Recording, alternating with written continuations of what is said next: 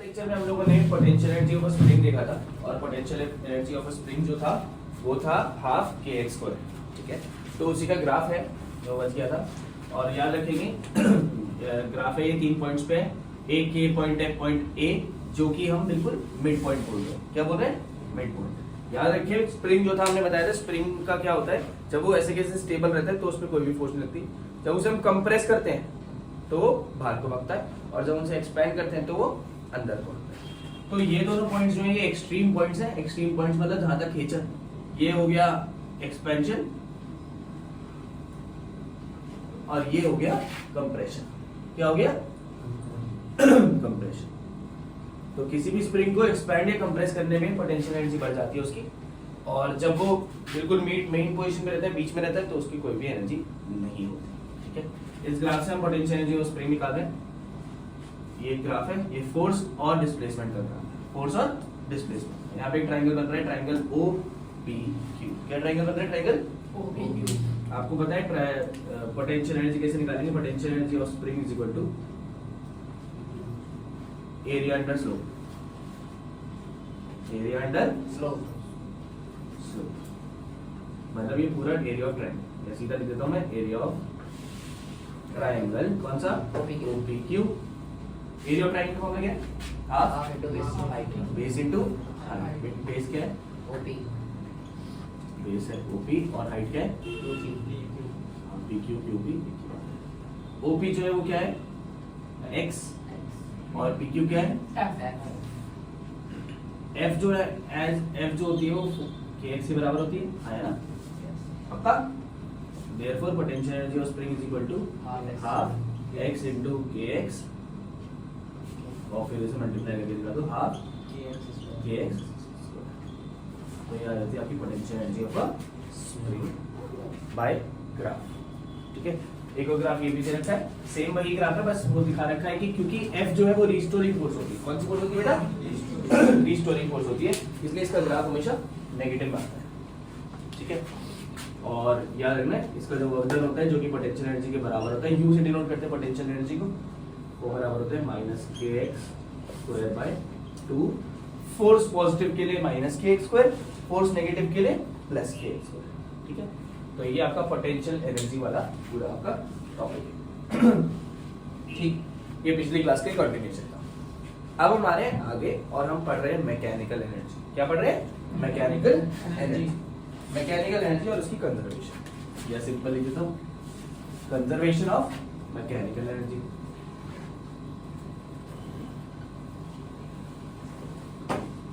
अब ये mechanical energy क्या होती है बेटा? इतना मैं लिख रहा हूं, बताओ जरा। हाँ, टोटल एनर्जी होती है मैकेनिकल एनर्जी जो कि kinetic energy plus potential energy की बराबर। टोटल जो एनर्जी है काइनेटिक और पोटेंशियल को ऐड करके वो क्या होती है आपकी मैकेनिकल एनर्जी। ठीक है, it is the sum of kinetic plus potential energy.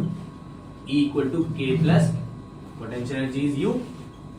तो E is mechanical energy, K is kinetic energy and U is potential energy. याद रखेंगे इसकी बाय डेफिनेशन अगर इसको देखें तो यहाँ पे लिखा है the total mechanical energy of a system is conserved if the forces doing work on it are conserved.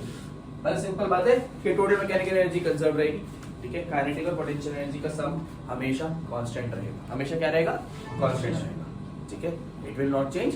याद रखना एक आइसोलेटेड सिस्टम। किसमें?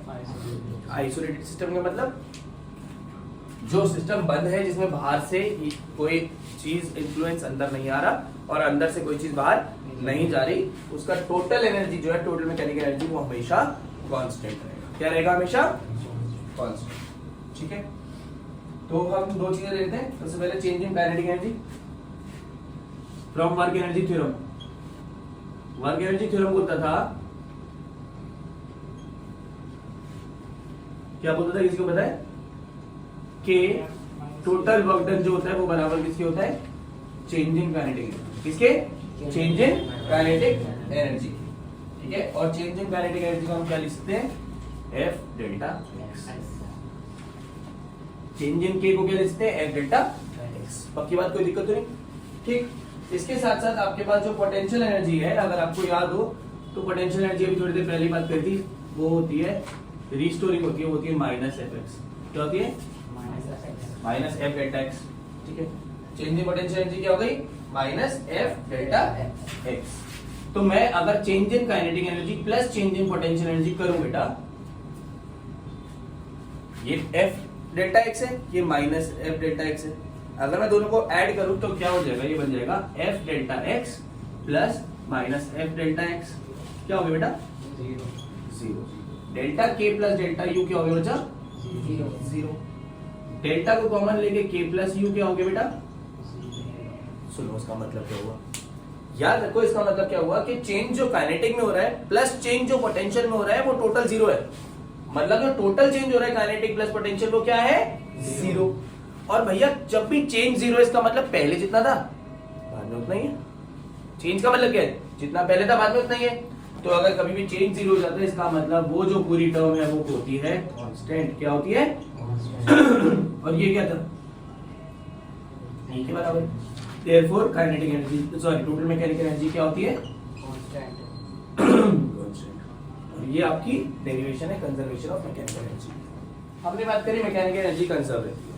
अब हमने बात करनी है कि किस किस पॉइंट पे कंजर्व रहती है। कंजर्व का मतलब क्या हो गया कि हर एक पॉइंट पे सेम होनी चाहिए, हर एक पॉइंट पे सेम होनी चाहिए।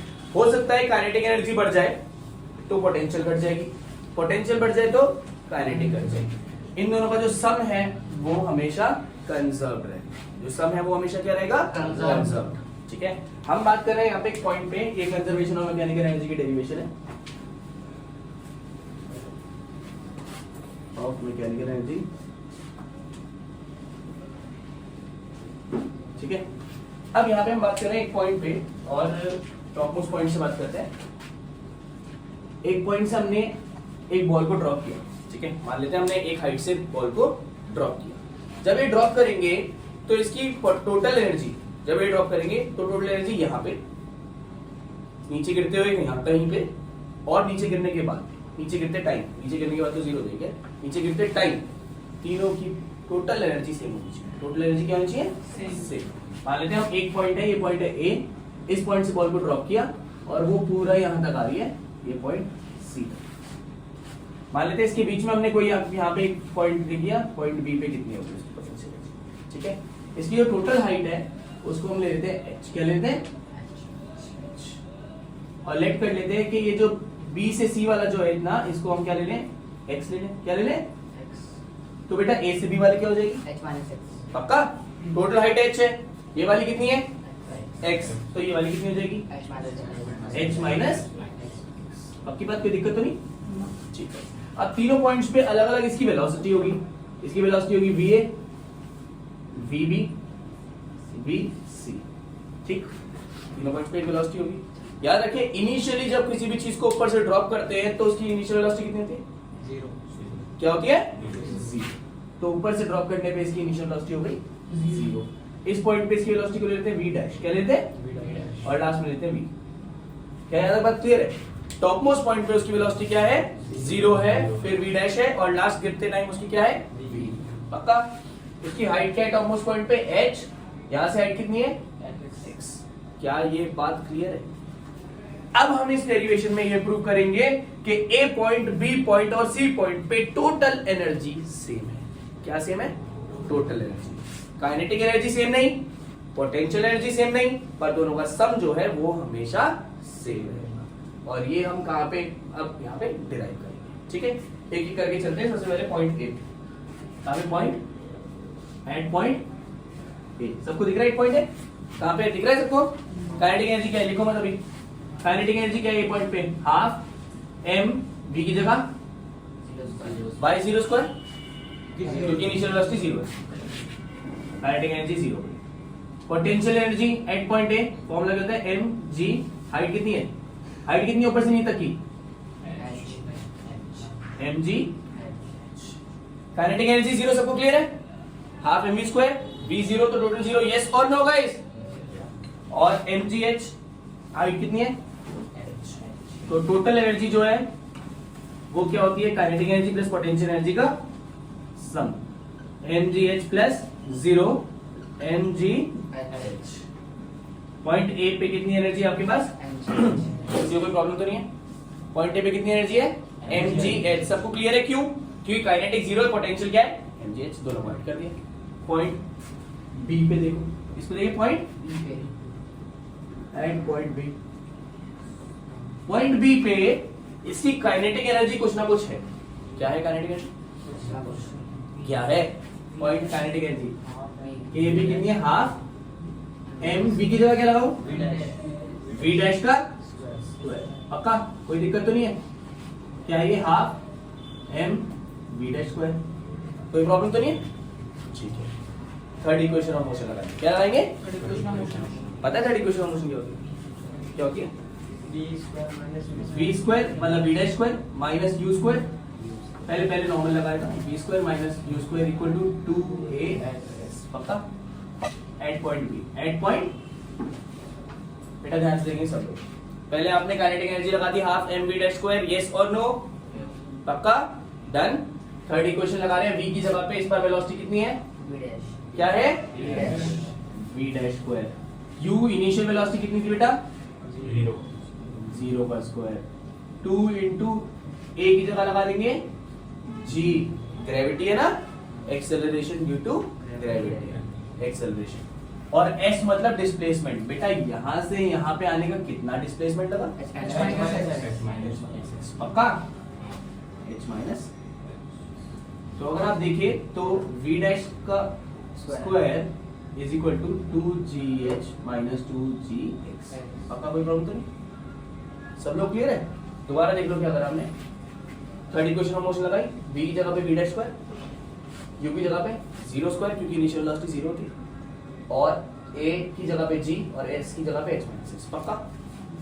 ठीक है? Done done done done. देखो और v डैश की वैल्यू क्या बन गई? 2g into h minus 2g into x। पक्का? इसको पुट कर देंगे ऊपर। तो काइनेटिक एनर्जी का फॉर्मूला क्या हो जाएगा?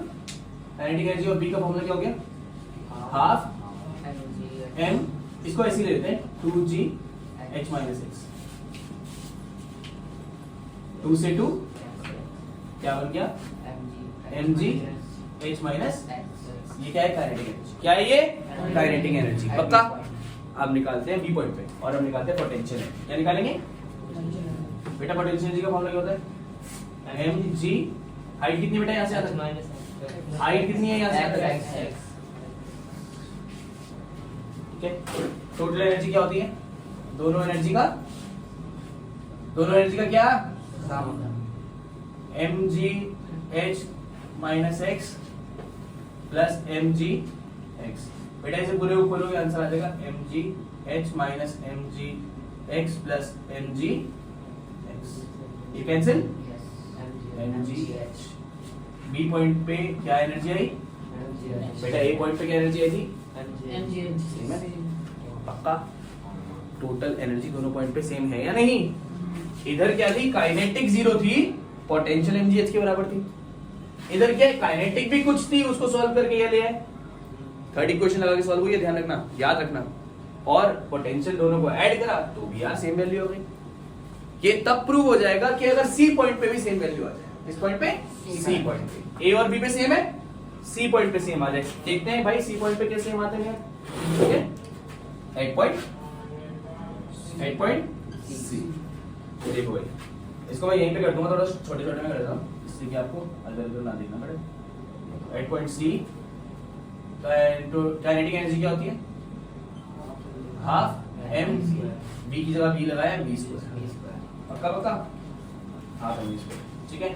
और थर्ड इक्वेशन लगाएंगे, B square minus U square equal to 2a। पक्का बच्चा? बी स्क्वायर की जगह बी स्क्वायर ही लगाऊंगा, यू स्क्वायर की क्या जगह लगाऊंगा? 0, क्योंकि इनिशियल वेलोसिटी तो 0 ही होती है। 2 a की जगह क्या लगाऊंगा? और डिस्प्लेसमेंट यहां से यहां तक आने में कितना डिस्टेंस होता है? कितना? इसका मतलब b square equal to 2g h। Kinetic energy put कर दो। काइनेटिक एनर्जी का फॉर्मूला क्या हो जाएगा?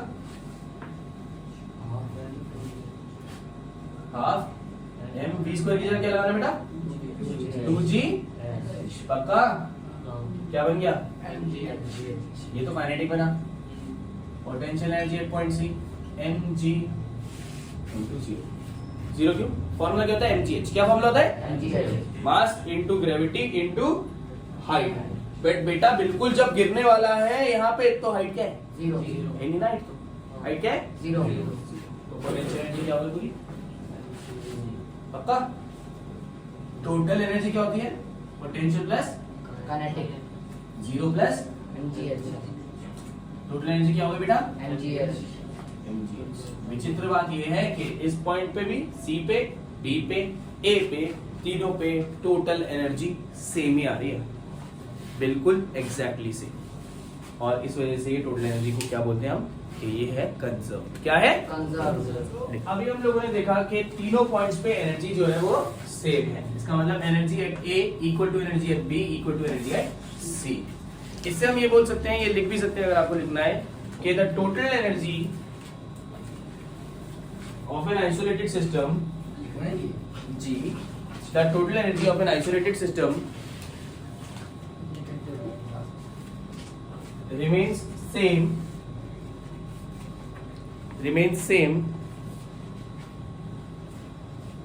at all points, remains same at all points। इसके लिए आप एक ग्राफ देखेंगे, और ये ग्राफ जो है ये एनर्जी और पोजीशन का ग्राफ है। एनर्जी और पोजीशन का ग्राफ ये दिखाता है कि अगर आपको याद हो, टॉप मोस्ट पॉइंट पे जो भी एनर्जी थी वो क्या थी? पोटेंशियल थी। क्या थी? अगर आपने ए पॉइंट देखा था तो ए पॉइंट पे काइनेटिक एनर्जी जीरो थी बेटा। टॉप मोस्ट पॉइंट पे काइनेटिक एनर्जी क्या थी? जीरो। और पोटेंशियल एनर्जी क्या थी? मैक्सिमम। क्या थी? नीचे आते हुए काइनेटिक एनर्जी मैक्सिमम हो गई, पोटेंशियल एनर्जी जीरो। तो वही देख रहे हैं कि इनिशियली काइनेटिक एनर्जी मैक्सिमम थी, सॉरी पोटेंशियल एनर्जी मैक्सिमम थी, और वो धीरे धीरे कम हो जाएगी। और जैसी काइनेटिक एनर्जी कम होगी पोटेंशियल एनर्जी बढ़ेगी, पोटेंशियल एनर्जी कम होगी काइनेटिक एनर्जी बढ़ेगी। इसको यहाँ पे उल्टा कर लेते हैं, यहाँ पे पोटेंशियल एनर्जी लिख लेते हैं, यहाँ पे काइनेटिक। यहां से शुरू करेंगे, टॉप मोस्ट जीरो पॉइंट पे, टॉप मोस्ट पॉइंट पे पोटेंशियल एनर्जी क्या है? मैक्सिमम। क्या है? काइनेटिक एनर्जी क्या है? जीरो। ठीक है, जितना नीचे आएंगे पोटेंशियल एनर्जी कम हो रही है, काइनेटिक एनर्जी उतनी बढ़ रही है। देखो पोटेंशियल एनर्जी कम हो रही है, नीचे आ रही है, काइनेटिक एनर्जी का ग्राफ नीचे से ऊपर जा रहा है। तो जो टोटल एनर्जी का ग्राफ है वो हमेशा कांस्टेंट रहता है। क्या रहता है? कांस्टेंट। एक मिड पॉइंट आएगा जहां पे काइनेटिक और पोटेंशियल एनर्जी दोनों सेम होगी, दोनों सेम होगी, तो उनका सम फिर भी कांस्टेंट ही रहेगा। स्प्रिंग वाला जो था उसमें भी यही बात है कि अगर पोटेंशियल एनर्जी मैक्सिमम है तो काइनेटिक एनर्जी जीरो है। पोटेंशियल एनर्जी अगर जीरो हो गई तो काइनेटिक एनर्जी क्या होगी? मैक्सिमम।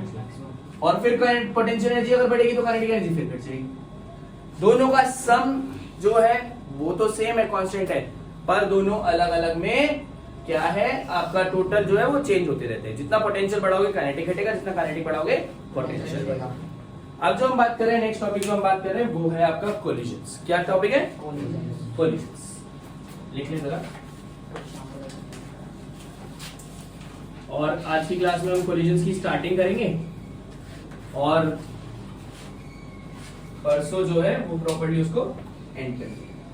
ठीक ठीक है, लिखो कोलिजन्स। कोलिजन जो होता है वो क्या होता है? क्या होता है कोलिजन? टकराव। हाँ, दो अलग अलग बॉडीज जब एक आइसोलेटेड सिस्टम में टकराती हैं तो उसको हमें कोलिजन कहते हैं। क्या कहते हैं? कोलिजन। लिखो, एग्जैक्ट डेफिनेशन लिख देते हैं। If two or more colliding bodies, if नहीं व्हेन लिखो, when two or more colliding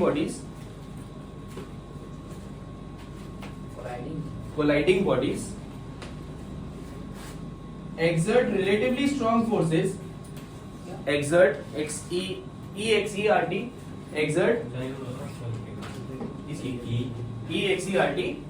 exert relatively strong forces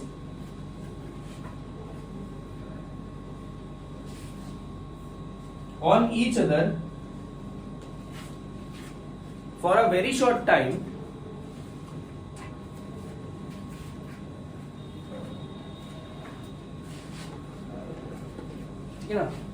in an isolated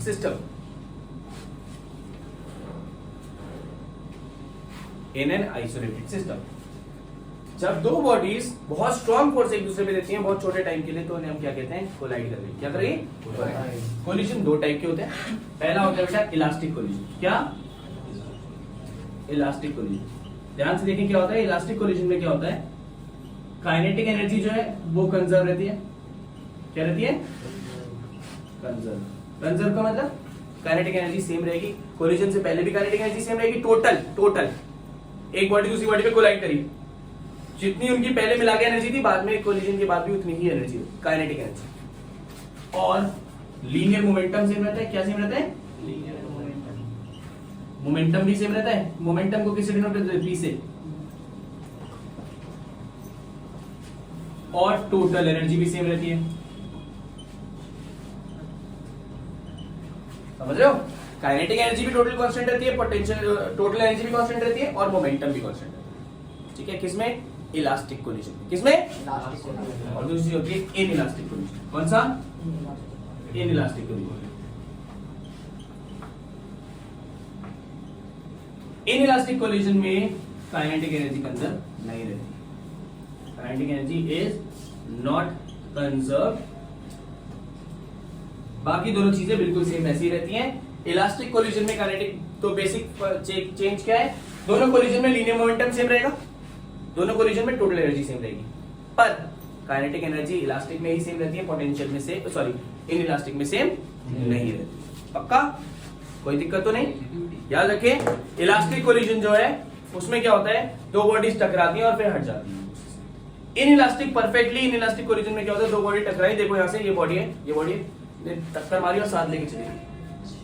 जब ये साथ लेके चली गई, दोनों एक साथ रहेंगी, तो ये परफेक्टली इनइलास्टिक कोलिजन है। क्या है? Perfectly inelastic. आपने देखा है उपले गोबर के, उसको दीवार पे चिपका देते हैं, कोई ग्लू से चिपकाते हैं, कोई कील से लगाते हैं, नहीं, वो चिपक के जाता है, उसको इस तरह से फेंका जाता है पटाख कि वो इनइलास्टिक कोलिजन होता है। क्या होती है? Inelastic collision. ठीक है? तो इलास्टिक कोलिजन इनइलास्टिक कोलिजन में बेसिक चेंज जो है, डिफरेंस क्या है? काइनेटिक एनर्जी का।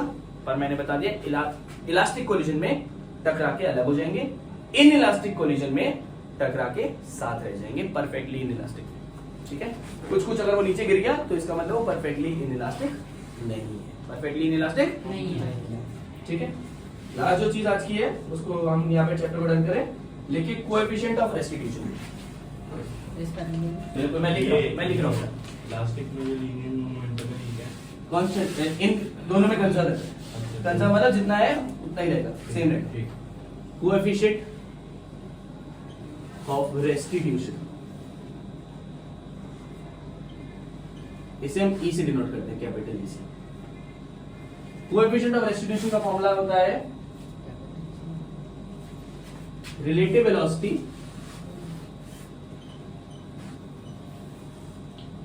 After collision. कोलिजन के बाद कितनी वेलोसिटी है? ठीक है? कोलिजन की स्पेलिंग ठीक रखिए, कहीं गलत लिख दो। Upon relative velocity before collision. Relative velocity का मतलब हो गया v2 minus v1 upon u1 minus u2। इसे हम कहते हैं कोएफिशिएंट ऑफ रेस्टिट्यूशन। क्या कहते हैं? Coefficient of restitution. ठीक है? एक और चीज इलास्टिक कोलिजन में लिख लो, यहीं पे ऐड कर लो एक और पॉइंट। ई जो होता है वो 1 होता है। क्या होता है? इलास्टिक कोलिजन में ई की वैल्यू 1 और इनइलास्टिक में ई की value. Coefficient of restitution inelastic collision में क्या होता है? 0, परफेक्टली इनइलास्टिक में। और इलास्टिक में क्या होता है? 1। मैक्सिमम होता है ये, मिनिमम होता है ये। इन दोनों के बीच में रहते हैं सारे कोलिजन। ना कोई कोलिजन परफेक्टली इलास्टिक है, ना कोई कोलिजन परफेक्टली इनइलास्टिक। तो वैल्यू इन दोनों के बीच में रहती है। ठीक है? तो आज हमने क्या क्या पढ़ा? आज हमने सबसे पहले पढ़ा पोटेंशियल एनर्जी का ग्राफ, स्टार्टिंग करी पोटेंशियल स्प्रिंग का। उसके बाद फिर हम आगे आए और हमने क्या पढ़ा? Conservation of mechanical energy. ठीक है? उसकी एक प्रॉपर डेरिवेशन करी थी। उसके बाद फिर उसके 3 पॉइंट्स पे हमने इक्वल करा। 3 पॉइंट पे इक्वल करने के बाद हम उसके 2 ग्राफ्स पे आए। ये स्प्रिंग का ग्राफ है, ये वैसे ग्राफ है, दोनों में मैकेनिकल एनर्जी कंजर्व हो रही है। ठीक है? और फिर हमने कोलिजन की भी स्टार्टिंग पढ़ी है। अगली क्लास में हम इलास्टिक इन इलास्टिक कोलिजन बहुत डीप जाएंगे और बहुत बड़ी बड़ी डेरिवेशंस है, शायद पूरी बुक की सबसे बड़ी डेरिवेशन में से एक डेरिवेशन अगली क्लास में। ठीक है, बाय बाय।